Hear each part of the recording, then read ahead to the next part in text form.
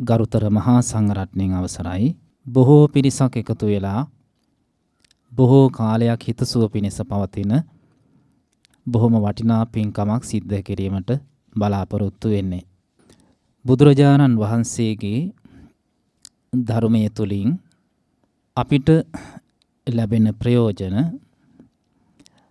සතිපට්ඨාන දේශනාවේදී භාග්‍යතුන් වහන්සේ වදාරනවා.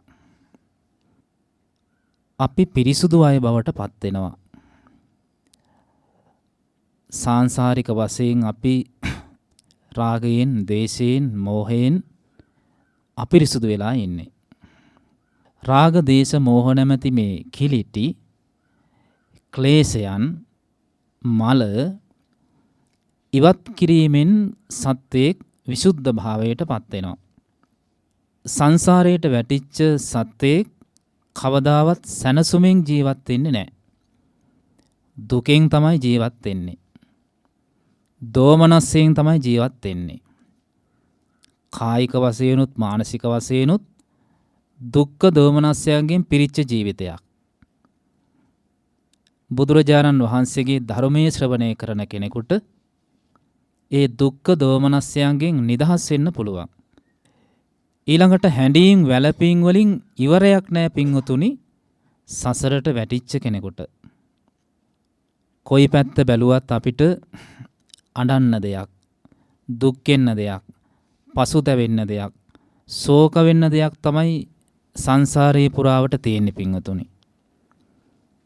දැන් මනුස්ස ලෝකේ අපි මිනිස්සෙක් විදිහට ජීවත් වෙනකොට කොච්චරනම් ශෝක පරිද්දවයන් අපි භුක්ති විඳලා තියනවාද? සතර අපායට වැටුනොත් කෙලවරක් නැහැ. දිව්‍ය ලෝක, බ්‍රහ්ම ලෝක කියලා කියන්නේ පූර්ණ වශයෙන් නිදහස් වෙච්ච තැන් නෙවෙයි. ශෝකයෙන් හඬා වැළපීමෙන් නිදහස් වෙච්ච තැන් නෙවෙයි. බුදුරජාණන් වහන්සේගේ ධර්මයේ ශ්‍රවණය කරන කෙනෙකුට ලැබෙන තුන්වෙනි ප්‍රතිඵලය තමයි ඔය ශෝක පරිද්දව නැති කරගන්න පුළුවන්. ඊළඟට භාග්‍යතුන් වහන්සේගේ දේශනා ශ්‍රවණය කරන කෙනෙකුට ලෝකයේ පිළිබඳව දැන් හිතන විදිහට වඩා විශේෂ ඥානයකින් දකින්න පුළුවන්. විනිවිදව ලෝකයේ දිහා දකින්න පුළුවන්. ඥායස්ස අධිගමාය.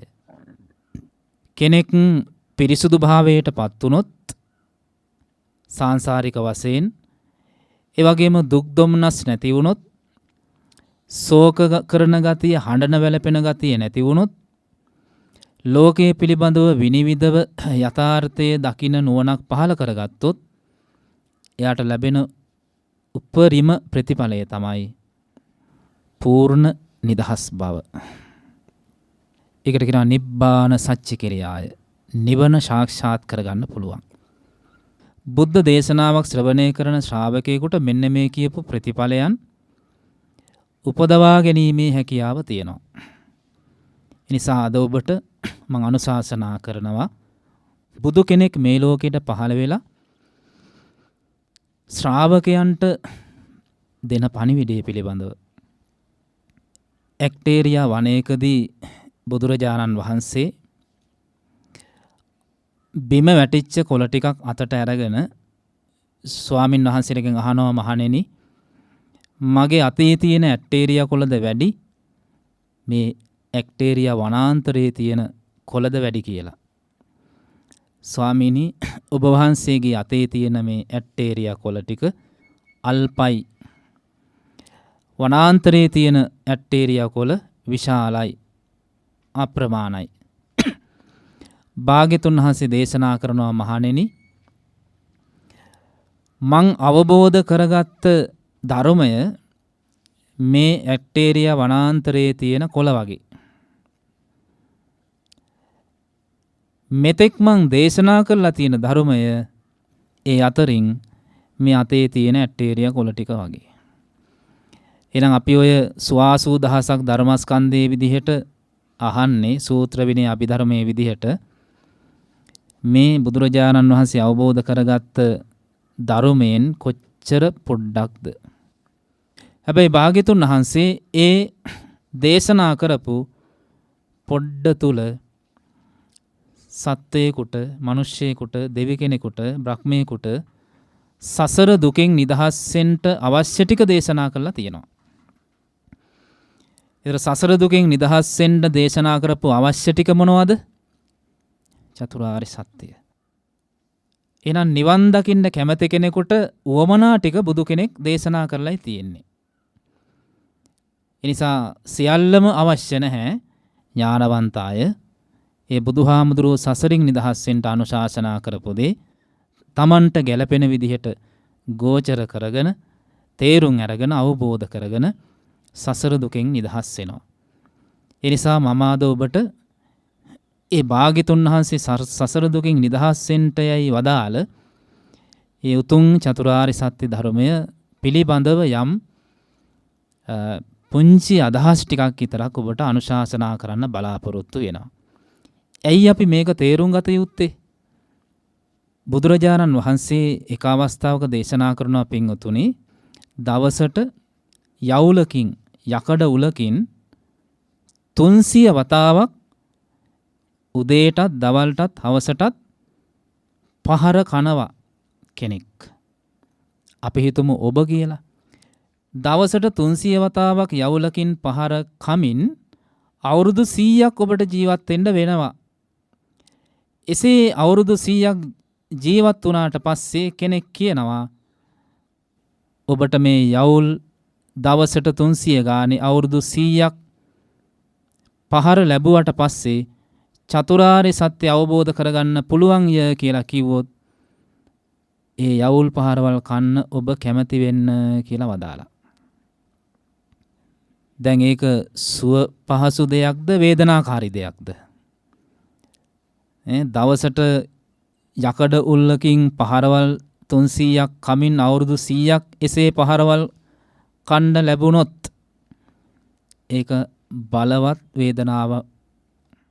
හැබැයි බුදුහාමුදුරුවෝ දේශනා කරනවා ඒ යවුල් අවුරුදු 100ක් ඒ විදිහට පහර ලැබුවට පස්සේ ඔබට චතුරාර්ය සත්‍ය ධර්මයේ තේරුම් ගන්න පුළුවන් කියලා කවුරු හරි කිව්වොත් ඔබ කැමති වෙන්න කියනවා ඒ යවුල් පහරවල් ටික කන්න. ඇයි ඒ දුක බිඳගෙන ඔබට චතුරාර්ය සත්‍ය ධර්මය අවබෝධ කරගන්න ලැබුණොත් ඒක මහත් වාසනාවක්. හැබැයි ඔබට චතුරාර්ය සත්‍ය ධර්මය අවබෝධ නොවුනොත් ඒ බඳු දුකකට වඩා අප්‍රමාණ දුකකට ඔබට සංසාරේ වැටෙන්න වෙනවා. අනේ නිසා මේ සසර දුකෙන් නිදහස් වෙන්න ඔබ කැමති වෙන්න ඕනේ. බුදුරජාණන් වහන්සේ වදාළ ඒ දහම් පිඬ, ඒ චතුරාර්ය සත්‍ය ටිකෙන් ටික හරි අවබෝධ කරගන්න. තේරුණේ නැති වුණත් ඒ චතුරාර්ය සත්‍ය ධර්මයක් පිළිබඳව කන්සිත යොමු කිරීමම මහත් ආනිසංසයක්, මහත් ප්‍රතිඵලයක්. ඇයි ඔබට මේක අද නොතේරුණත් සසරදී කවදා හෝ බුදුපසේ බුදු මහරහතන් වහන්සේ කෙනෙක් හෝ ස්වාමින් වහන්සේ නමක් හෝ දෙවි කෙනෙක් හෝ බ්‍රහ්මයෙක් හෝ මිනිසෙක් හෝ යම් දවසක දේශනා කරනකොට ඔබට පෙර පුරුද්ද ඉස්මතු වෙලා ඔබට ඒක තේරෙන්න පටන් ගන්නේවි එදාට. ඒ නිසා ඔබට නොතේරුණත් ඔබ නුවණින් දකිමින් මේ කුමක්ද මේ කියන්නේ කියන කාරණය විමසීමකට ලක් කරන්න. පින්වතුනි, ඔබට යම් කිසි කෙනෙක් ඊටාම වටිනා මාණික්කයක් ලබා දෙනවා. දැන් මේ මාණික්කය සන්තකය ඔබ සතුයි. ඔබ සන්තකේ පවතින මාණික්කය දැන් ඔබට අයිති. කෝටි ගණනක් වටිනා මේ අග්‍රගන්නේ මාණික්කය ඔබට අයිති වෙනකොටම ඔබට මේ මාණික්කය පිළිබඳව ලොකු ඇලීමක්, ලොකු ආශාවක්, ලොකු චන්දරාගයක්, කැමැත්තක් ඉපදෙනවා. එසේ ඉපදෙන්නේ බලහත්කාරයෙන්ද ඉබේමද? ඒක ඉබේම ඇති වෙනවා. වටිනා දෙයක් ඔබට හමු වෙනකොට ඉබේම ඒක ඇති වෙනවා. ඒක හේතුඵල ධර්මයක්. බලවත් කැමැත්තක්, ආශාවක් ඒ පිළිබඳව ඇති වෙච්ච ගමන් ඔබට ඇති වෙනවා මේක ආරක්ෂා කරන්න ඕනේ කියන අදහස. ඔබට ඒකට වටිනාකමක් දුන්නට පස්සේ අගයක් දුන්නට පස්සේ ඒ වටිනාකම අගය දීමේ ප්‍රවණතාවය වැඩි වෙන්න ඒක පිළිබඳව ඔබට නඩත්තුව ආරක්ෂාව රැකගන්න ඕනේ කියන අදහස වැඩි වෙනවා. දැන් ඔබ නිවසේ ආරක්ෂා කරන්න පුළුවන් හොඳම තැන තමයි මේක ආරක්ෂා කරන්නේ.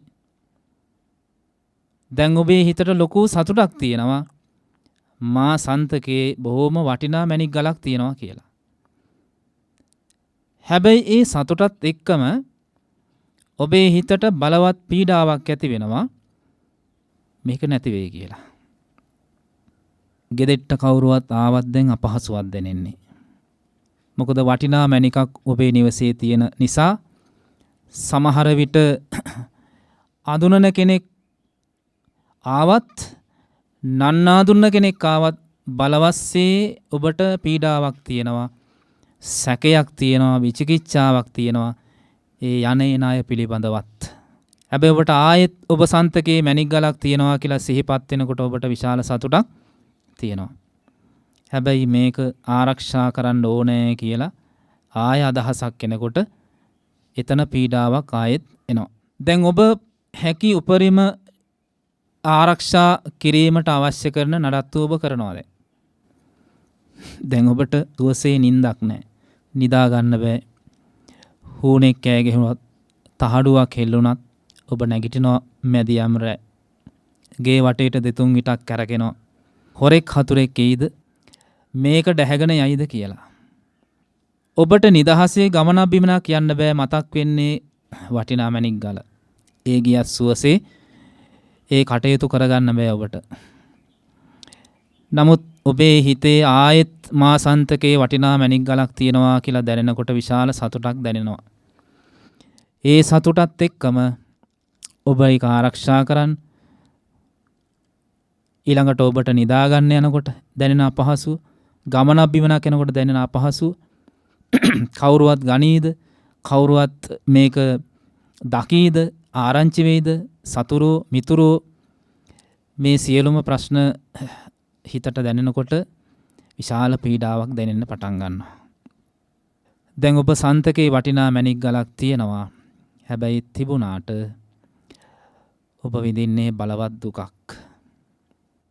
ඔබට දුක ඇති උනේ වටිනාකම දුන්න නිසා. වටිනාකමක් දෙයකට දෙන්න ඒ පිළිබඳව ඔබේ හිතේ ඇලීම බැඳීම වැඩි වෙලා යනවා. ඇලීම බැඳීම වැඩි වෙන්න ඒක පිළිබඳව ඔබට සිතුවිලි මවන්ට සිද්ධ වෙනවා වැඩි වශයෙන්. හිතන්න වෙනවා වැඩි වශයෙන්. ඔන්න ඔය ටික මතක තියාගන්න. ඔබ මේ ලෝකයේ දේවල් වලට වටිනාකම් දෙන්න ඔබට ඒ පිළිබඳව ආශාව, කැමැත්ත, චන්දරාගය, තෘෂ්ණාව වැඩි වෙනවා. එසේ වැඩි වෙන්න ඔබට ඒක පිළිබඳව තියෙන ආරක්ෂාව, නඩත්තුව වැඩි වෙනවා. එහෙම කරන්න ගිහම ඔබට සුවසේ නිින්දක් නැහැ, සුවසේ ගමනක් බිමනක් නැහැ, සුවසේ ජීවිතයක් නැහැ. පින්වතුනි, ඔය මැණික් ගල බැරි වෙලාවත් ඔබ ජීවත් වෙලා ඉඳිද්දි නැති වුණොත් ඔබට විශාල දුකක් තියෙන්නේ. බලන්න, මැණික් ගල තියෙද්දිත් ඔබ සැපක්ද වින්දේ? ඔබ දුකක් වින්දේ. මැණික් ගල නැති වුණාට පස්සෙත් ඔබ සැපක්ද විඳින්නේ? ඔබ දුකක් විඳින්නේ. මැණික් ගල තියෙද්දි ඔබ මැරුණොත් මොකද වෙන්නේ? මැණික් ගල තියෙද්දි ඔබ මැරුණොත් ඒ විඳින්නෙත් දුකක්මයි. එහෙනම් මැණික් ගල තියෙද්දි ඔබ ඉඳිද්දි ඔබ විඳේ දුකක්. ඔබ ඉඳිද්දි මැණික් ගල නැති වෙද්දි ඔබ විඳින්නේ දුකක්. මැණික් ගල තියෙද්දි ඔබ නැති වෙද්දි විඳින්නේ දුකක්. වටිනා මැණික් ගලක් ඔබ සන්තක වුණොත් ඇත්තටම ඔබ සැපක්ද විඳින්නේ? ඔය දේ නම් සිද්ධ වෙන්නේ ඔබ ඇත්තටම දෙයකට වටිනාකම දීම තුල ඔබ විඳින්නේ සැපක්ද? තිබුණත් දුකක්, නැති වුණත් දුකක්. ඒ දේවල් තිබිලා ඔබ මරණයටපත් වුණත් දුකක්. මේ මැණික් ගල අරගෙන යනවා විකුණන්න. මැණික් පිළිබඳව දන්න කෙනෙක් ළඟට. එයා මේක අතගාලා කියනවා වීදුරු ගලක් කියලා. පිළිගන්නේ නැහැ. මෙච්චර කාලයක් වටිනාකමක් දීලා ඇසුරු කරපු, පාවිච්චි කරපු, ආරක්ෂා කරපු මැණික් ගල අරගෙන දෙවෙනි කෙනෙක් ගාවට යනවා. එයත් ඒකමයි කියන්නේ. මේක වැඩකට නැති වීදුරු ගලක් කියලා. මෙහෙම දෙන්නේ තුන් දෙනෙක් ගාවට යනකොට මෙයා ඇත්තටම තේරුම් ගන්නවා මේක වටින්නේ නැති වීදුරු ගලක් කියලා. වටින්නේ නැති දෙයක් කියලා අවබෝධ වෙච්ච ගමන් ඒකට තියෙන ආශාව, ඇලීම දුරු වෙලා යනවා. ඒකට දීපු වටිනාකම දුරු වෙලා යනවා. ඒ කියන්නේ වටිනා දෙයක් නොවේ කියලා තේරිච්ච ගමන් අපි ඒකට දීලා තියෙන වටිනාකම අඩු වෙලා යනකොට වටිනාකම අඩු වෙන්න ඒකට තියෙන ඇලීම, ආශාව, තෘෂ්ණාව, චන්දරාගය අඩු වෙලා යනවා. එසේ අඩු වෙලා යනකොට ඒක නඩත්තු කරන්න ගන්න වෙහෙස අඩු වෙලා යනවා. ඒක නඩත්තු කරන්න ගන්න වෙහෙස අඩු වෙනකොට ඒක පිළිබඳව සිතෙන්, කයෙන්, වචනයෙන් යම් දුෂ්චරිතයක් වෙනවද අන්නේ දුෂ්චරිතය නැති වෙලා යනවා. බුදුරජාණන් වහන්සේ දේශනා කරන්නේ දැන් අර මැණික් ගල වටිනා දෙයක් විදිහට අල්ලගත්ත කෙනාට ඒක රැකගන්න ගියපුවාම ඒ වෙනුවෙන් හිතන්න වෙනවා, ඒ වෙනුවෙන් වචන කතා කරන්න වෙනවා, ඒ වෙනුවෙන් කායික ක්‍රියා කරන්න වෙනවා. ඒ කරන කියන හිතන සියලුම ක්‍රියාවන් වල ගොනු වෙලා තියෙන්නේ, එකතු වෙලා තියෙන්නේ, කැටි වෙලා තියෙන්නේ, මිශ්‍ර වෙලා තියෙන්නේ රාගය, දේශය, මෝහය. ඒ සිතුවිලි වල තියෙන රාග, දේශ, මෝහ. ඒ වචන වල තියෙන රාග, දේශ, මෝහ. අපි හිතමු මේ මැණික් ගල කවුරු හරි කෙනෙක් ගන්න එනවා. දැන් කතා කරන වචන වල මොනවද තියෙන්නේ? රාග, දේශ, මෝහ. දැන් ඒක බලහත්කාරයෙන් ගණ්ඩාවොත්, අයිති කර ගණ්ඩාවොත් ශාරීරික වශයෙන් මොනවද කරන්නේ? රාග, දේශ, මෝහ මිශ්‍රිත ශාරීරික ක්‍රියා. එහෙනම් පස්පව් දස කුසල තමයි සිද්ධ වෙන්නේ. දැන් මේක නොවටිනා දෙයක් විදිහට තේරුම් ගත්තට පස්සේ ඒකට තියෙන ඇලීම, බැඳීම දුරු වෙලා, ඒකට තියෙන නඩත්තුව දුරු වෙලා, ඒක ආරක්ෂා කරන්න ඕනේ කියන අදහස දුරු වෙලා, අන්න ඒක සම්බන්ධයෙන් හිතෙන්, කයෙන්, වචනේ යම් දුෂ්චරිතයක් කරාද අන්නේ දුෂ්චරිතේනොත් නිදහස් වෙන්න පුළුවන්. ඇත්තටම නොවටිනා දේවල් වලට තමයි පින්වතුනි අපි වටිනාකම් දීලා ඒවා පිළිබඳව ආශාව, තෘෂ්ණාව ඇති කරගෙන ඒවා නඩත්තු කරන්න ගිහිල්ලා ඒව සම්බන්ධයෙන් සිතුවිලි මවලා, වචන ප්‍රකාශ කරලා, කායික ක්‍රියා කරලා අපි සසර දුකට වැටිලා තියෙන්නේ. මොකද්ද කිව්වේ? නොවටිනා දේවල් වලට වටිනාකම් දෙන්න ගිහිල්ලා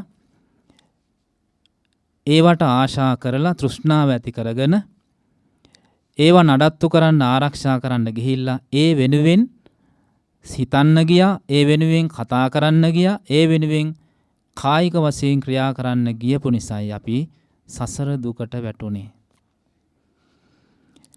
දැන් එහෙනම් අපි තේරුම් ගන්න ඕනේ අපි වටිනා විදිහට සලකන්නේ මොනවද? ඒ වටිනා දේවල් වල ඇත්තටම වටිනාකමක් තියනවද කියන එක. දැන් අපි මුලින් සඳහන් කරා අර මැණික් ගල තියෙද්දිත් ඒ කෙනා විඳින්නේ දුකක්. දුකක් නේද? දැන් ඒක ආරක්ෂා කරගන්න ඕනේ, නඩත්තු කරන්න ඕනේ. රෑ දිවා රාත්‍රී නිින්දක් නැහැ. හූනෙක් තහඩුවක් හෙල්ලුණත්, කෑ ගැහුවත් ඇහැරෙන්න වෙනවා. ගමනක් බිමනක් ගියත් ඒක මතක් වෙනවා. දැන් එතකොට මැණික් ගල තියෙද්දිත් එයා විඳින්නේ දුකක්. එයා ජීවත් වෙලා ඉඳලා මැණික් ගල නැති වුණාමත් තියෙන්නේ දුකක්. මැණික් ගල ඉතිරි වෙලා එයා මරණයටපත් වුණත් සිද්ධ වෙන්නේ දුකක්. අපිට අවශ්‍ය කරන දුකෙන් නිදහස් වෙන්න නම් අපි අවබෝධ කරගන්න ඕනේ අපි මේ වටිනාකමක් දීපු දේ ඇත්තටම වටිනවද කියලා. දැන් බලන්නකො මේ ඇත්තන්ගේ ජීවිතේ ඔය වගේ වටිනාකම් දීපු මැණික් ගල් කීයක් විතර දැන් එකතු වෙලා තියෙනවද? මැණික් ගල් වලටත් වඩා වටිනවා යයි සලකන දේවල් තියෙනවනේ නේ. දැන් අපි හිතමුකෝ මේ ඔබට කියනවා කෝටියක් වටිනා මැණික් ගලක් දෙන්නම් ඔබ මගේ කරගත්ත දුවෙක් හරි පුතෙක් හරි දෙන්න කියලා. එක්ක ඔබ මගේ කරගත්ත අතක් හරි කකුලක් හරි කපලා දෙන්න කියනවා. එතකොට මැණික් ගලද වටින්නේ ඔබට අත කකුලද? මැණික් ගලද වටින්නේ ඔබට දුවද පුතාද? එහෙනම් මැණික් ගලටත් වඩා වටිනාකම් දීපු දේවල් ඔබේ ජීවිතේ මේ වෙනකොට කොච්චරක් තියනවද කියලා බලන්න. දැන් දෙයකට වටිනාකම් දෙන්න මොකද වෙන්නේ? ඒක පිළිබඳව තියෙන ඇලීම, ආශාව, තෘෂ්ණාව බලවත් වෙනවා. ආශාව, තෘෂ්ණාව, ඇලීම බලවත් වෙන මොකද වෙන්නේ? ඒක රැක ගන්න ඕනේ, ආරක්ෂා කර ගන්න ඕනේ කියන අදහස ඇති වෙලා ඒක සම්බන්ධයෙන් විශාල නඩත්තුවකට ඔබට නියැලෙන්න වෙනවා. දැන් එහෙම නඩත්තු කරන්න ගියාට පස්සේ මොකද වෙන්නේ ඔබට? හිතෙන් වැරදි කරන්න වෙනවා. ඒ කියන්නේ හිත වැඩ කරන්න වෙනවා. හිතන්න වෙනවනේ නේ. වචන ප්‍රකාශ කරන්න වෙනවා. කය මෙහෙවන්න වෙනවා. බලන්නකෝ ඔබ ජීවත් වෙනවා කියලා කරන්නේ ওই ටික නෙවෙයිද? හිතයන්නෙම මොනවා ගැනද කියලා බලන්න. මොනවා ගැනද හිතන්නේ? ඈ? දැන් අපිට වැඩිපුර හිතන්න වෙන්නේ මොනවා ගැනද? ඔබේ නොවන අය ගැනද? ඔබේ වෙන අය ගැනද? ඔබ මගේ කරගත්ත අය ගැන තමයි හිතන්න වෙලා තියෙන්නේ. දුව පුතා මුණුබුරා මිනිබිරි ස්වාමි භාර්යා අම්මා තාත්තා මගේ ගේ මාගේ වතු පිටි මගේ හරක බාන මගේ ඉඩකඩම් මගේ යාන වාහන මගේ කියලා අපි අල්ලගත්ත දේවල් පිළිබඳව තමයි ඔබට හිතන්න වෙලා තියෙන්නේ. නඩත්තුව තියෙන එතන. ඔබ ඇලිච්ච බැඳිච්ච චන්දරාගෙන් ඒ කියන්නේ කැමැත්තෙන් බැඳිච්ච ඇලිච්ච වටිනාකම් දීපු දේවල් සම්බන්ධයෙන් තමයි ඔබට නඩත්තුවක් තියෙන්නේ. ඒ නඩත්තුවත් එක්ක මේවා ආරක්ෂා කරන්න රැක ගන්න ඕනේ, වැටකඩලු ගහන්න ඕනේ. සීමා බන්ධන, නීති බන්ධන ඒවට ඇති කරන්න ඕනේ. එහෙම වෙලා තියෙනව නේද? එහෙම වෙලා තියෙනවා. ඔබට නොවන කිසිම දෙයකට ඔබ නඩු කියන්න යන්නේ නැහනේ. ඔබ නඩු කියන්නේ යන්නේ මොනවටද? ඔබේ කරගත්ත දේවල්, ඔබ වටිනාකම් දීපු දේවල් වලට. එතකොට ඔබට මේ දේවල් තියෙනවා කියලා දැනෙනකොට සතුටක් ඇති වෙනවා. මැණික් ගලක් තියෙනවා කියලා දැනෙනකොට මැණික් ගල් කරුවට සතුටක් ඇති වුණානේ. හැබැයි ඒත් එක්කම ඒ දේවල් නඩත්තුව පිණිස ඔබට වෙන්න තියෙන වෙහෙස, විඩාව කොච්චරද? සමහර විට රැයට නිින්දක් නැහැ. සමහර විට ගමනක් බිමනක් ගිහිල්ලා අපිට හුදේකලාව නිදහසේ ජීවත් වෙන්න බෑ. මතක් වෙනවා නේද? දුව පුතා ආවද ගෙදර, කෑවද, බිව්වද, ගෙවල් දොරවල් තියෙනවද? දැන් මෙහෙම අදහසක් තියෙනවද නැද්ද? තියෙනවා. දැන් ඔබ ජීවත් වෙලා ඉඳිද්දි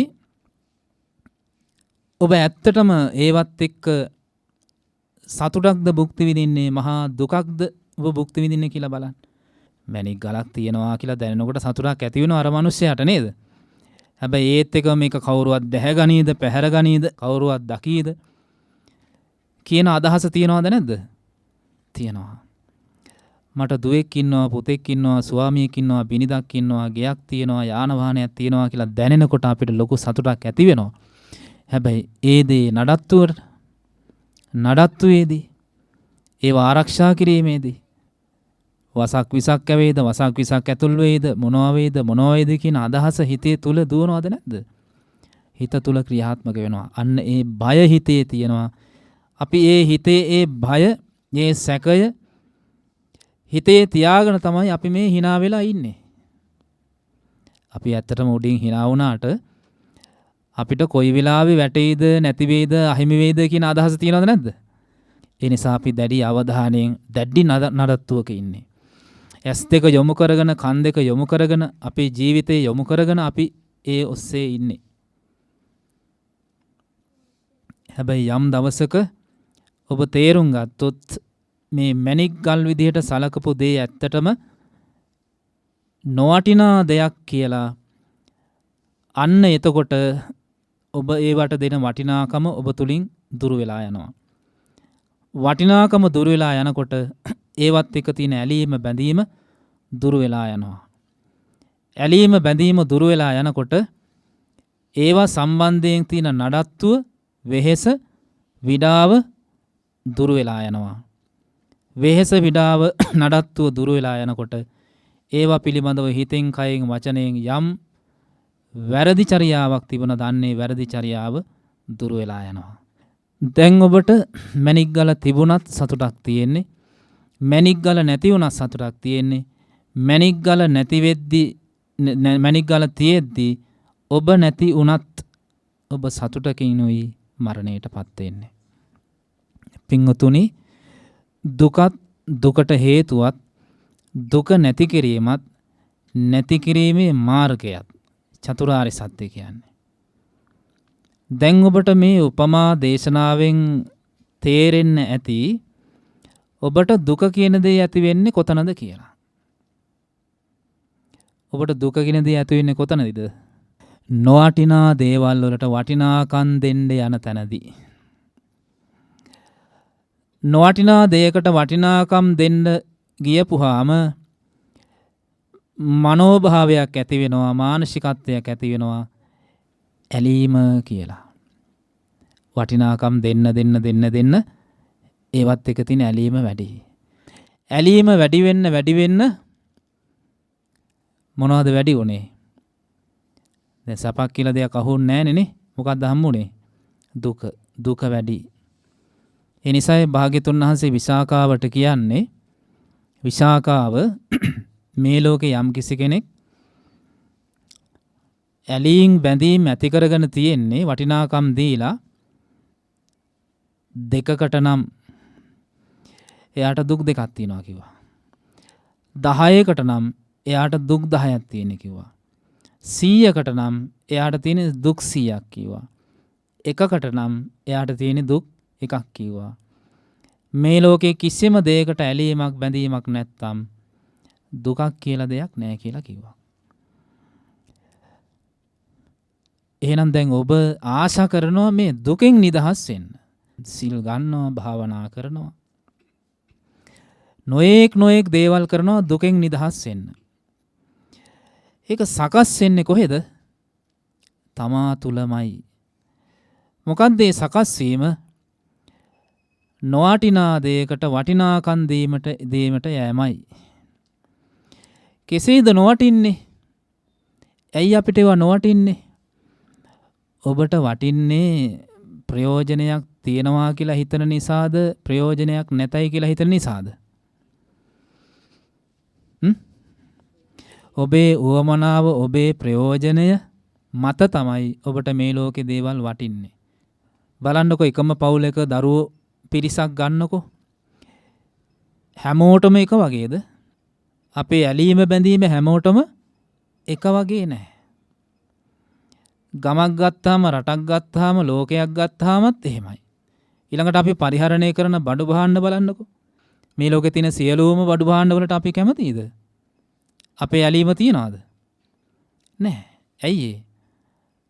අපි හැම දෙයකටම වටිනාකම් දෙන්නේ, අපි වටිනාකම් දෙන්නේ අපිට ප්‍රයෝජන නම්, අපිට ඒකෙන් උපකාරයක්, උදව්වක්, ප්‍රයෝජනයක් තියෙනවා නම්. එහෙනම් මේ ප්‍රයෝජනයක් තියෙනවාය, උදව්වක්, උපකාරයක් තියෙනවාය කියලා දකින්න තැන තමයි අපිට මේ දේවල් වල වටිනාකම තියෙන්නේ. වටිනාකම ඇති වෙන්න තමයි, වටිනාකම් දීමේ ප්‍රවණතාවය වැඩි වෙන්න තමයි ඇලීම වැඩි වෙන්නේ, බැඳීම වැඩි වෙන්නේ, තණ්හා උපාදාන. ඒවා වැඩි වෙන්න මොකද කරන්නේ? අපි ඒවා සම්බන්ධයෙන් හිතෙන්, කයෙන්, වචනයෙන් ක්‍රියා කරනවා. අන්න භවය සකස් කරනවා. එතකොට ඒ විදිහට භවය සකස් කරන මොකද වෙන්නේ? භවපච්චය ජාති. ඒ සකස් කරන භවයට අනුව අපිට උපතක් කරා යන්න වෙනවා. උපදින්න මොකද වෙන්නේ? ජරා ව්‍යාධි මරණ ශෝක පරිදේව දුක්ඛ දෝමනස පායාස ආදී මේ සමස්ත දුක්ඛ ඛන්දේම අපි උරුම කර ගන්නවා. දැන් එහෙනම් අපිට තියෙන අවබෝධ කරගන්න දෙයක්, අපි වටිනවා යයි කියලා මේ අගයන දේවල් ඇත්තටම වටිනවද නොවටිනවද කියන කාරණේ. දැන් බුදුරජාණන් වහන්සේ අපිට මෙන්න මේක තමයි තෝරලා දෙන්නේ. නුවණැස කියන එක අවශ්‍ය වෙන්නේ මෙන්න මෙතෙන්දී. යථාර්ථයේ අවබෝධය අවශ්‍ය වෙන්නේ මෙන්න මෙතෙන්දී. අපි නිකමට බලමු අපි වටිනවා විදිහට සලකන වටිනා දේවල් විදිහට අගයන දේවල් මොනවද කියලා. ඇත්තටම මොනවද පින්වතුනි අපි වටිනා දේවල් විදිහට ඇලීම් බැඳීම් ඇති කරගෙන නඩත්තු කරන්නේ? අපි යථාර්ථයේ දැක්කොත් මොනවද ඇත්තට මේ වගේ? දැන් අපි මේ දේශනා කරේ දුකත් දුකට හේතුවත් දුක නැතිවීමත් නැතිවීමේ මාර්ගයත්. දැන් දුක කියන දේ තියනව නේද ඔබට? තියනවද නැද්ද? මොකද්ද? මොකද්ද දුකක් තියනවා නම් ඒ දුක මොකද්ද? දැන් මං කිව්වා නේද වැටෙයිද කැඩෙයිද බිඳෙයිද මැරෙයිද කියන බය තියනව නේද හිතේ? ඒක තියනව නේද උපතේශයට? මේ දක්වාමත් තියනවා හුස්ම ටික යනකම් ඕක තියනවා. ඔක දිව්‍ය ලෝකෙට ගියත් තියනවා බ්‍රහ්ම ලෝකෙට ගියත් තියනවා සතර අපායට ගියත් ওই දුක තියනවා. කැඩෙන මැරෙන වයසට යන දුක තියනවා. කිව්වේ ජාති දුක, ජරා දුක, ව්‍යාධි දුක, මරණ දුක, අප්‍රියේහි සංප්‍රයෝග දුක, ප්‍රිය විප්‍රයෝග දුක, මෙන්න මේ ටික තියනවා ඔබේනේ. හරි.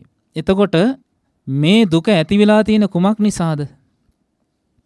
වටිනාකම් දෙන්න ගිහිල්ලා මේ ලෝකයේ දේවල් වලට ඇලිලා බැඳිලා ගියපු නිසා.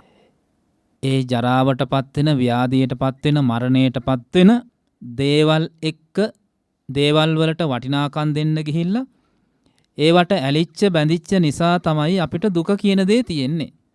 ඇලිච්ච, තණ්හා, බැඳිච්ච, උපාදාන නිසා. එහෙනම් දුකට හේතුව මොකද්ද? තෘෂ්ණාව. තෘෂ්ණාව නිසා උපාදානය ඇති වුනේ. පංච උපාදානස්කන්ධ දුක්ඛ. උපාදානයයි දුක. එහෙනම් දුකෙන් නිදහස් වෙන්න නම් මොකද කරන්න ඕනේ? දුක ඇති වෙන හේතුව නැති කරන්න ඕනේ. දුක්ඛ සමුදය නිරෝධ කරන්න ඕනේ. එහෙනම් දුක හටගන්න විදිහ දැන් තේරුම් ගත්තා. දුක හටගන්නේ නොවටිනා දෙයට වටිනාකම් දීලා ඇලෙන්න බැඳෙන්න ගියපු තැන. ඒක මානසිකත්වයක්. භෞතික දෙයක් නෙවෙයි. අන්න ඒ මානසිකත්වය තමයි අපි තේරුම් ගන්න ඕනේ, අවබෝධ කරගෙන දුරු කරන්න ඕනේ. නිරෝධ කරන්න ඕනේ. ඒක නිරෝධ කරන්න නම් වටිනාකම් දෙන දේවල් වල ඇත්තටම වටිනාකම් දෙන්න සුදුසුද කියලා දකින්න ඕනේ. අපි දීලා තියෙන දේවල් වලට මේ වටිනාකම ඇත්තටම සුදුසුද? වටිනා දේවල්ද කියලා ඒ දේවල් වල ඇත්ත ඇති සැටිය තේරුම් ගන්න ඕනේ. අර මැණික් ගලක් දන්න කෙනෙක් ගාවට ගියාට පස්සේ කිව්වනේ යා මේක වීදුරු ගලක් වටින්නේ නැහැ කියලා. අන්න අපි තේරුම් ගන්නනේ අපි මේ වටිනාකමක් දීලා තියෙන දේවල් ඇත්තටම වටිනවද? ඇත්තටම බැලුවොත් බොරුවට නෙවෙයි, සම්මතයට නෙවෙයි, පණව ගැනීමට නෙවෙයි. යථාර්ථවාදී බැලුවොත් ඇත්තටම මේකේ තියෙන සංසිද්ධිය මොකද්ද? අන්න එතින්දී අවශ්‍යයි විද්‍යාව. විද්‍යා ඥානය අවශ්‍යයි. ඒ කියන්නේ විනිවිදව දකින්න පුළුවන් දර්ශනය අවශ්‍යයි දැන්. දැන් අපි බලමු මේ වටිනාකම් දීලා අපි ඇලිච්ච බැඳිච්ච දේවල් වල ස්වභාවය මොකද්ද කියලා. දැන් අපි වටිනාකම් දුන්නේ මොනවටද? අපිට ප්‍රයෝජනවත්, අපිට හොඳයි කියලා, අපිට යහපතක් කියලා දැකපු දේවල්, අගය කරපු දේවල් මොනවද? මොනවද? වටිනාකම් දීපු දේවල් දැන් මතක් කරගන්න. මැණික් ගල් ටික මතක් කරගන්න. ඔය ටික තමයි. දැන් ඔය දූ දරුවෝ අත පිට රණ්ඩේ මුතුමැණික් යාන වාහන ඉඩ කඩම් ඔය කියපු දේවල් ටිකනේ. එතකොට ඒවට වටිනාකම් දුන්නා. ඒ වගේම ප්‍රයෝජනයක් තියෙනවා. ඒ වටිනාකම් දීමත් එක්ක ඒවට ඇලීම බැඳීම කියන එක, තෘෂ්ණාව කියන එක වැඩි. දැන් ඒත් එක්කම ඒවා නඩත්තු කරන්න වෙලා. සමහරට නින්දක් නැහැනේ. දාලා කොහෙවත් යන්න බෑ. නේද? දැන් අපේ නොකරගත්ත දේවල් අපිට දාලා යන එක ගැටලුවක් ප්‍රශ්නයක් නෑනේ. අපේ නොකරගත්ත දේවල් අපිට කැඩුනට බිඳුනට අහිමි වුණාට දැන් එනකොට ලයිට් කණු ඕන තරම් දකින්න ඇතිනේ. ලයිට් කණු කැඩුනට බිඳුනට අහිමි වුණාට අපිට ගැටලුවක් තියනද පාරවල් වල? නෑ නේද? ඇයි ඒවා අපේ කරගෙන ඒවා අපිට වටින්නේ වටිනාකම් දීලා නෑ. ඇලීම බැඳීම නිසා නෑ. නඩත්තුවක් නෑ අපිට. නමුත් මගේ කරගත්ත දේවල් කැඩිලා බිඳිලා මැරිලා කඩලා බිඳිලා මරලා දානකොට අපිට අන්න පීඩාවක් කියලා දුකක් කියලා දෙයක් තියෙනවා. එහෙනම් බය කියන එක තියෙනවානේ ඒවා ඉදිරියේ. එතකොට පින්වතුනි අපි ඔය වටිනාකම් දීපු දේවල් වල ඇත්තටම වටිනා දෙයක් තියනවාද? පරමාර්ථ වශයෙන් බැලුවොත් අපි ඇත්තටම මේ වටිනාකම් දීලා තියෙන්නේත් අර දුක ගෙන නොදෙන නොවටිනාකමක් දීලා තියෙන දේවල් වලම ධර්මතාවය තමයි. ලයිට් කණුව කැඩුනට බිඳුනට දුකක් නැහැ. දැන් පාරේ යනකොට දකින්න ලයිට් කණුවේ මොනවද තියෙන්නේ? ලයිට් කණුවේ මොනවද තියෙන්නේ? දැන් මේ මැණික් ගල වීදුරු ගලක්ද කියලායි බලන්නේ. ලයිට් කණුවේ මොනවද තියෙන්නේ? කම්බි තියෙනවා, සිමෙන්ති තියෙනවා නේද? වැලි තියෙනවා. කම්බි වල මොනවද තියෙන්නේ? ඒවත් වෙන වෙනම කඩලා ගන්න. සිමෙන්ති වල මොනවද තියෙන්නේ? වැලි වල මොනවද තියෙන්නේ? ඒවත් බිඳලා බිඳලා බලනකොට මොනවද තියෙන්නේ? ඒවත් බිඳලා බිඳලා බලනකොට ඒ වගේ තියෙන්නේ පුංචි ඒකක ටිකක් නේද? අපි ගමුකෝ ශෛල කියලානේ. ශෛල ගොඩක් එහෙනම් කම්බි කියන්නේ, සිමෙන්ති කියන්නේ. එතකොට ශෛල කියන්නේ කඩලා කඩලා බිඳලා බිඳලා ගත්තාම මොනවද පින්වතුනි? පරමාණු. එහෙනම් කම්බි කියන්නේ පරමාණු ගොන්නක්. සිමෙන්ති කියන්නේ පරමාණු ගොනුවක්. පරමාණු කියන්නේ මොනවද? ඉලෙක්ට්‍රෝන, ප්‍රෝටෝන, නියුට්‍රෝන. කඩලා බිඳලා බිඳලා බිඳලා ගියපුවාම අපිට හම්බ වෙන්නේ එහෙනම් කම්බි කියලා කියන්නේ මොනවද? ඉලෙක්ට්‍රෝන, නියුට්‍රෝන, ප්‍රෝටෝන. ඒවත් බිඳගෙන බිඳගෙන බිඳගෙන ගියොත් එහෙම ඒවත් බිඳින්න පුළුවන් නේ. ඒවා ශක්තියෙන් කියලා තමයි කියන්නේ. නමුත් ඒවත් එකකට එකක් ගැටෙනවා. ගැටෙනවා නම් දෙයක් තියෙනවනේ එතනනේ. ඒවත් බිඳගෙන බිඳගෙන බිඳගෙන යනකොට මොනවද හම්බ වෙන්නේ? බිඳගෙන බිඳගෙන බිඳගෙන යනකොට හම්බ වෙනවා බිඳින්න බැරි තැනක්. අන්නේ බිඳින්න බැරි තැන තියෙන්නේ ශක්තියෙන් පමණයි. ගති ලක්ෂණ ටිකක් විතරයි. මොනවද? පඨවි, ආපෝ, තේජෝ, වායෝ, වර්ණ, ගන්ධ, රස, ඕජා, සුද්ධාෂ්ටක. එහෙනම් ලයිට් කණුව කියලා කියන්නේ මොකද්ද? සුද්ධාෂ්ටක. ගති ලක්ෂණ ටිකක් විතරයි. ක්‍රියාකාරීත්වයේ වේගය වැඩි නිසා අපිට ඝනව දෙයක් පේනවා මිසක පවතින දෙයක් නැහැ. මොකද ඒ සතර මහා ධාතුත් උපාදාය රූපවල තියෙන ලක්ෂණය තමයි හැම වෙලේම වෙනස් වෙනවා. උත්පාද ටිති භංග, උත්පාද ටිති භංග, උත්පාද ටිති භංග. හට ගන්නව නැති වෙනවා, හට ගන්නව නැති වෙනවා, හට ගන්නව නැති වෙනවා. එතකොට මේ වේගයක් තුල ක්‍රියාත්මක වන ධර්මතාවයකට තමයි අපි සම්මතයෙන් මොකද්ද කියන්නේ? නියුට්‍රෝන, ප්‍රෝටෝන, ඉලෙක්ට්‍රෝන නේද? පරමාණු, ශෛල, කම්බි, සිමෙන්ති, වැලි ඊට පස්සේ ඔක්කොම එකතු වෙච්ච තැනට කියන මොකද්ද? ඒ හැම හේතුවකින්ම සකස් වෙච්ච ඵලයට කියනවා මොකද්ද? ලයිට් කණුව කියලා කියනවා. දැන් ඒකේ ස්වභාවය මොකද්ද? ඇත්ත මොකද්ද? හැම මොහොතකම ඒකේ ඇත්ත තමයි කැඩිලා බිඳිලා විනාශ වෙලා අහිමි වෙලා යෑම. ඒක තුලමයි ඒක ක්‍රියාත්මක වෙන්නේ. කැඩෙන බිඳෙන ධර්මතාවයක් තුලම නිතරම පවතින දෙයක්. කැඩෙමින් බිඳෙමින් හටගනිමින් නැතිවීමින් හටගනිමින් නැතිවීමින් පවතින ධර්ම පුංජයක් තමයි එතන තියෙන්නේ. ඒක තමයි එතන යථාර්ථය. ඇහැට නොපෙනුනාට. ඉතින් අපිට ඔය මොකක් හරි හැප්පිලා රැමි වෙලා නැමිලා කැඩිලා බිඳලා ගිහම අපි කියනවා අන්න ලයිට් කනෝ කැඩුනා කියලා. ඇත්තටම ඒක කැඩීම හැම මොහොතකම සිද්ධ වුණාද නැද්ද? හැම මොහොතකම සිද්ධ වුණා. අපි අර සම්මතයෙන් කැඩීම විතරයි දැක්කේ. පරමාර්ථ වශයෙන් ඒකේ සියුම්ම සිද්ධ වෙච්ච කැඩෙන බිඳෙන ගතිය අපිට පේන්නේ නැහැ. ඒ ක්ෂණිකව සිද්ධ වෙන කැඩෙන බිඳෙන ගතිය අපිට පේන්නේ නැහැ. අපි හිතමුකෝ දැන් ඕක කැඩුණා බිඳුණා කියලා.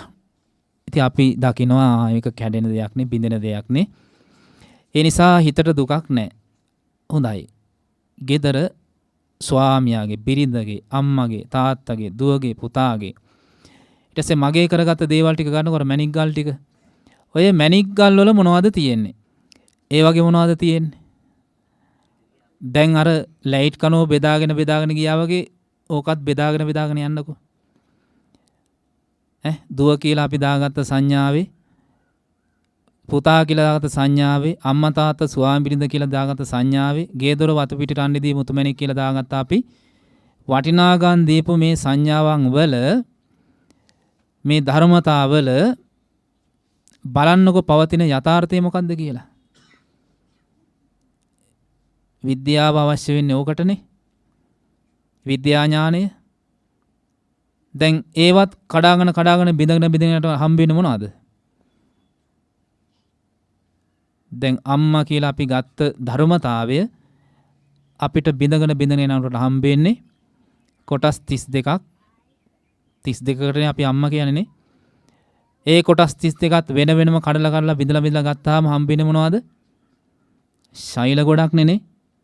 එහෙනම් අපි අම්මා කියන්නේ කාටද? ශෛල කන්දකට, ශෛල ගොඩකට.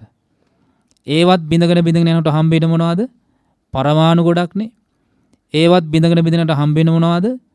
නියුට්‍රෝන, ප්‍රෝටෝන, ඉලෙක්ට්‍රෝනනේ. ඒවත් බිඳගෙන යනකොට හම්බෙන්නේ මොනවද? කඩන්න, බිඳින්න, වෙන් කරන්න බැරි ගති ලක්ෂණ ටික. මොනවද? පඨවි, ආපෝ, තේජෝ, වායෝ, වර්ණ, ගන්ධ, රස, ඕජා. දැන් ලයිට් කණුවේ තියෙන්නේත් මොනවද? එතකොට තාත්තා කියන කෙනාගේ තියෙන්නේත් මොනවද? මූල ධර්මයේ වෙනසක් තියනවාද? මූල ධර්ම වෙනසක් තියනවාද? මූල ධර්මයේ ලක්ෂණය මොකද්ද? සතර මහා ධාතුන්ගේ ලක්ෂණය මොකද්ද? හටගෙන නැති වෙනවා වේගයෙන් සිද්ධ වෙනවා ඒක. ඊළඟ ඒ ධර්මතා දෙකේම මූල ධර්මයේ සංසිද්ධිය එකයි. දැන් ලයිට් කණුව කැඩුනට බිඳුනට සිතට දුකක් තියනවද? එතකොට මේ අම්මා තාත්තා කැඩෙනකොට බිඳිනකොට මැරෙනකොට දුකක් තියනවද? ඉතින් දැන් එකම මූල ධර්මතා ටිකෙන්නේ නිෂ්පාදනය වෙලා තියෙන, සකස් වෙලා තියෙන්නේ. එහෙනම් කැඩෙන බිඳෙන එක තුලද දුක තියෙන්නේ? කැඩෙන බිඳෙන දෙයක් පිළිබඳව ඇති කරගෙන තියෙන වටිනාකමෙන් අපේ මනස තුල ක්‍රියාත්මක වන ඇලීම බැඳීමද අපිට දුකගෙන දුන්නේ. අන්න අනවබෝධය නිසා, අවිද්‍යාව නිසා, යථාර්ථය නොදැක්ක නිසා අපිට මේ ලෝකයේ දේවල් වටිනා විදිහට අගයන් දීලා ඒවට ඇලිලා බැඳිලා ඒ ඇලීම බැඳීම නිසා දුක කියන දේ සකස් වෙලා තියෙනවා. දැන් ඔබ තේරුම් ගන්නවා අර ලයිට් කණුව කියන ධර්මතාවයේත් අම්මා තාත්තා කියන ධර්මතාවයේත් එකම ධර්මතාවයක් තියෙන්නේ කියලා. ඒකත් සංඥාවෙන්. මොන සංඥාවෙන්ද? ඒකත් සංඥා. මොකද්ද ඒකත් සංඥාව? අතන තියෙන්නේ ධාතු මාත්‍රයක්, මෙතන තියෙන්නේ ධාතු මාත්‍රකෝ. ධාතු මාත්‍රයක්. ධාතු මාත්‍රමේ වශයෙන් දකිනකොට අපි දකින්නේ මොකද්ද? එහෙනම් මේකේ තියෙන එකම හේතුඵල ධර්මතාවයක් විතරයි. මේකේ ඇලෙන්න, මේකට වටිනාකමක් දෙන්න උවමනාවක් ඇත්තෙම නෑ ඇත්තටම. මොකද එකම ධර්මතා පුංජයකින් සකස් වෙච්ච දෙයක් නම් මේකටයි වෙනම වටිනාකමක්, අරකටයි වෙන වටිනාකමක්. වටිනාකම අඩු වෙන්නත්, වටිනාකම වැඩි වෙන්නත් හේතුව. එහෙනම් ඒව සකස් වෙන්නේ කොහෙද? අන්න ඒක නුවණින් දකිනවා. එහෙනම් මේක මේ බාහිර රූපේ තියෙන ප්‍රශ්නයක් නෙවෙයි. බාහිර රූපේ තිබුණ එකම ධර්මතා ටික නෙනේ. එහෙනම් ඒ බාහිර රූපයට මම මනසින් දාලා තියෙන අගයේ ප්‍රශ්නයක් තියෙන්නේ. මොකද්ද? ඇලිලා බැඳිලා ඉන්නවා. මොකක් නිසාද? අරකට වඩා මේක වටිනවා කියලා හිතපු නිසා. ඇත්තටම දැන් තේරුම් ගත්තොත් ඒ දෙකටම වෙන්නේ එකම ධර්මතාවය, එකම ක්‍රියාකාරීත්වය දෙකේම තියෙන්නේ. දැන් කෙනෙක් නුවණින් ඔහොම දකිනකොට ඉතින් ලයිට් කණුවක් කැඩුනා වගේ තමයි. ඒ කියන්නේ අර අපි වටිනාකම් දීලා ආරක්ෂා කරන්න යන දේවල් සම්බන්ධයෙන් ඔබ දක්වන ප්‍රතිචාරය අර ලයිට් කණුව වලට දක්වන ප්‍රතිචාරය තමයි ඊට පස්සේ. ඇයි දැන් කොහෙවත් තියෙනද වටිනාකමක්? තියෙනද වටිනාකමක්? එකම මූල ධර්මයකින් නම් සකස් වෙලා තියෙන්නේ. අන්න අපිට වටිනාකමක් දෙන්න දෙයක් නැහැ එතන. වටිනාකමක් නොදෙනකොට ඇලීමක් බැඳීමක් ඒ කෙරෙහි අපිට ඇති වෙන්නේ නැහැ. යථාර්ථයේ තේරෙනකොට බුදුහාමුදුරු දේශනා කරා ඉබේම නිබ්බිදාව ඇති වෙනවා කියලා. ඒ කියන්නේ දෙයක ඇත්ත ඇති සැටියේ දැක්ක ගමන් අවබෝධයෙන් කලකිරෙනවා කිව්වා. අවබෝධයෙන් කලකිරිච්ච ගමන් අතහැරෙනවා කිව්වා. නිබ්බින්දති විරජ්‍යති. නිබ්බිදාව තුලින් අවබෝධයෙන් කලකිරීම තුලින් අතහැරෙනවා. දැන් ඉතින් සාමාන්‍ය ලෝකයේ සම්මත ලෝකයේ අපි ජීවත් වීම පිණිස අපි ස්වාමියා විදියට, බිරිඳ විදියට, අම්මා තාත්තා විදියට ගනුදෙනුවක් කරනවා. දුව පුතා මුණුබුරා විදියට ගනුදෙනුවක් කරනවා. ගෙවල් දොරවල් යාන වාහන විදියට අපි ඒවත් එක්ක ගනුදෙනුවක් කරනවා. හැබැයි ගනුදෙනුවක් කරාට, ඒවා නඩත්තු කරාට, ඒවා ඇසුරු කරාට, ඒවත් එක්ක යා වුණාට ඇතුළාන්තයෙන් අපි තේරුම් අරගෙන ඉන්නවා මේකේ මෙන්න මෙහෙම එකකුත් තියෙනවා. මං මේවා ඇසුරු කරාට, මේවා භුක්ති විඳට, මේවා නඩත්තු කරාට, මේවා මේ මට ඕන විදිහට තියාගන්න පුළුවන් දේවල් නෙවෙයි. මගේ යටතේ තියාගන්න පුළුවන් දේවල් නෙවෙයි. එහෙම දෙයක් මේකේ ඇතුළාන්තයේ නැහැ. දැන් එතකොට අර තමන් ඒ නඩත්තු කරන, තමන් ඒ ඇසුරු කරන, තමන් යා කරගෙන ඉන්න දේවල් කොයි මොහොතක හරි කැඩිලා බිඳිලා අහිමි වෙලා මැරිලා යනකොට දැන් මෙයාගේ හිතට දුකක් දැනෙන්නේ නැහැ. ඇයි දැනෙන්නේ නැත්තේ? දැන් අම්මද නැති උනේ, තාත්තද නැති උනේ නෑ. එහෙනම් දැන් මෙයා දන්නවා අම්මා ඉන්නෙත් හිතේ, තාත්තා ඉන්නෙත් හිතේ, ඔක්කොම තමන් දාගත්ත දේවල්නේ.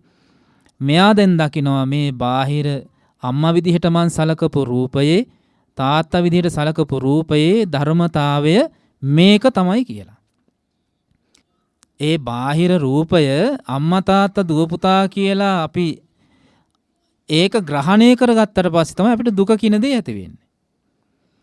දැන් අපි දකින්න ඕනේ මේ අම්මා තාත්තා දුව පුතා කියලා ඇත්තටම බාහිර තියෙන වස්තුවේ තියෙන දෙයක් නෙවෙයි ඒක. ඒක සිතුවිල්ලක් විතරයි. අපි හදාගත්ත සිතුවිල්ලක් විතරයි. ඒක තමන් දකිනවා මම මේ දීපු සංඥාවක් විතරයි මේ ධර්මතාවයට අම්මා කියන්න, තාත්තා කියන්න, හරි දුව පුතා කියන්න හරි. ඉන් එහාට මේ බාහිර ලෝකයේ තියෙන ධර්මතාවයේ තියෙන්නේ එකම මූල ධර්මයක්. ඒ මූල ධර්මයේ තියෙන එකම ලක්ෂණයක් ත්‍රිලක්ෂණය. ත්‍රිලක්ෂණයට යටත් වෙච්ච එකම මූල ධර්මයක් මෙතන තියෙන්නේ කියලා දකිනවා මෙයා. දැන් අපිට දුක ඇති වෙන්නේ පින්වතුනි ඔය විදිහට නොදැක ඒ බාහිර රූපය අම්මා කියලා අල්ලගත්තොත් තමයි.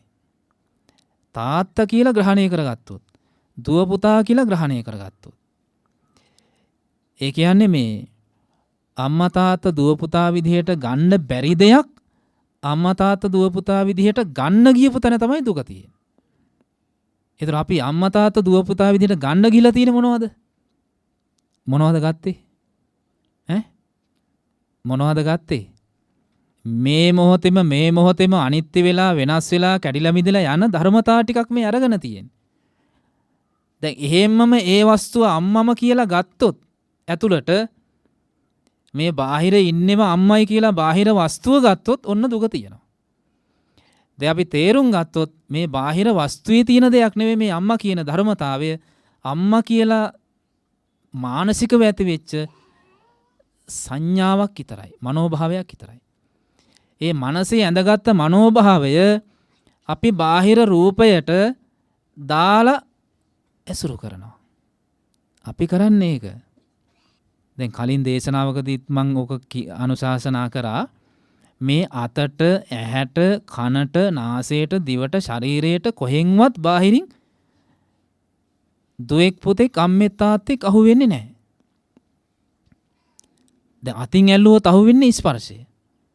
ඇස් දෙකට පෙනෙන්නේ වර්ණ ධාතුව. කන් දෙකට ඇහෙන්නේ ශබ්දය. නාසයට දැනෙන්නේ ගඳ සුවඳ.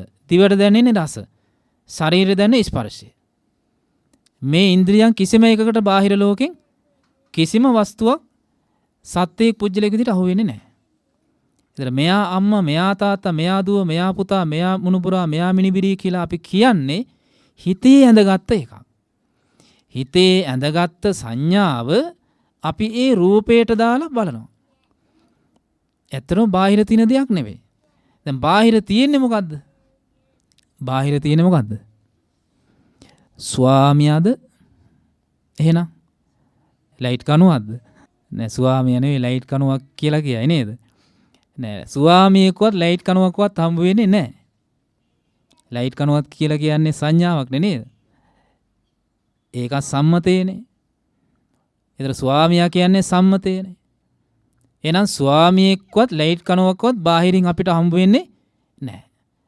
ඒතර බාහිරින් හමු වෙන්නේ මොකද්ද? හේතුඵල ධර්මයක්. ඒ වගේ ස්වභාවයේ හේතුන් නිසා හට ගන්නවා, හේතු නැති වෙනවා. උත්පාද ටිති භංග හට ගන්නවා, නිරුද්ධ වෙනවා, හට ගන්නවා, නිරුද්ධ වෙනවා, වේගයෙන් සිද්ධ වෙනවා.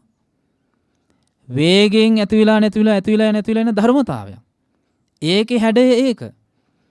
ඒතර අන්න ඒ හැඩයෙන් යුක්ත වෙච්ච ඒකම ධර්මතාවයෙන් තුල ක්‍රියාත්මක වන දේවල් වලට තමයි අපි ලයිට් කණුව කියන්නේ, ස්වාමියා කියන්නේත්, බිනිඳ කියන්නේත්. දැන් මට දුක ඇති වෙන්නේ ඒ බඳු ස්වභාවයට පත් වෙන දෙයක් එහෙම්ම පිටින් ස්වාමියාමයි කියලා ඇතුළට ගැනීමෙන්. ඒතර මෙයා පරමාර්ථ වශයෙන් නෙවෙයි දකින්නේ. මෙයා සුද්ධාෂ්ටක වශයෙන් නෙවෙයි දකින්නේ. මෙයා මේතර මේ ක්‍රියාත්මක වෙන ගති ලක්ෂණ ටිකක් වේගයක් කියලා නෙවෙයි දකින්නේ. නෑ, මේ බාහිර ඉන්නෙම ස්වාමියා. මේ නැති වුණේම අම්මා. මේ නැති වුණේම පුතා. මේ නැති වුණේම දුව. මෙන්න මෙහෙම අර බාහිර රූපේෙම ඒක සලකන්න ගියොත් අන්න එදාට දුක ඇති වෙනවා. ඔබ තේරුම් ගත්තොත් එහෙනම් මේක මේ බාහිර ලෝකේ පවතින දෙයක් නෙවෙයි. මේ ලෝකේ සකස් කිරීම, මේ විචිත්‍ර භාවය මනසේ ක්‍රියාකාරීත්වයක්. මනසෙන් ඇති විචිත්‍ර භාවයක් කියලා තේරුම් ගත්තොත් අන්න එදාට ඔබ බාහිර දේවල් වලින් නිදහස් වෙනවා. රූප වලින් ඔබ නිදහස්, ශබ්ද වලින් ඔබ නිදහස්, ගන්ධ වලින් ඔබ නිදහස්, රස වලින් ඔබ නිදහස්, ස්පර්ශ වලින් ඔබ නිදහස්. ඒ කියන්නේ ලෝකයෙන් ඔබ නිදහස් වෙනවා. දැන් ඔබ තේරුම් ගත්තොත් අර සම්මතයේ අපි හිතපු විදිහටම හිතන විදිහට නෙවෙයි. විශේෂයෙන් හිතුවොත් ඔබ ඇත්තටම දුව පුතා අම්මා තාත්තා මුණුබරා මිනිබිරි හරි ඇසුරු කරනවා, ජීවත් වෙනවා තමයි. කවනවා, පොවනවා, කනවා, බොනවා, උගන්වනවා, ඒ නඩත්තු ටික කරනවා තමයි. ඇත්තටම ගවේෂණය කරොත් මෙතන මොනවද තියෙන්නේ? මම මේ අල්ලගෙන බැඳගෙන තියාගෙන තියෙන නඩත්තු කරන මේ දේවල් ඇත්තම කතාව මොකද්ද? අපි එතෙන්ට ඉඩක් දුන්නොත් අන්න සත්‍ය යථාර්ථයේ තේරෙනකොට ඔබට අවබෝධයක් ඇති වෙනවා ඉබේම. අපි වෙනදට වඩා විශේෂයෙන් අපේ චින්තනය මෙහෙवला ලෝකයේ පිළිබඳව විනිවිද දැකලා විශේෂ ඥානයක් උපදවාගෙන ඒ සනසුම් මිහිර භුක්ති විඳින්න. ඒක තමයි බුදුදහමේ ප්‍රතිඵලය, අපේක්ෂාව, අරමුණ. ඉතින් ඔබත් දකින්න මම මේ පුංචි උපමාවක් අරගෙන දුකත්, දුකට හේතුවත්, දුක නැතිවීමත්, නැතිවීමේ මාර්ගයත් කෙටියෙන් අනුශාසනා කරේ. ඒ චතුරාර්ය සත්‍ය ධර්මය අවබෝධයෙන් ඔබට දෙලොව සැනසීම උපදවාගෙන සසර දුකින් නිදහස් ලබන උතුම් නිවන මේ ගෞතම බුද්ධ ශාසනය තුලදීම වහවහ සාක්ෂාත් කර ගැනීමට මේ පින උපකාර වේවා.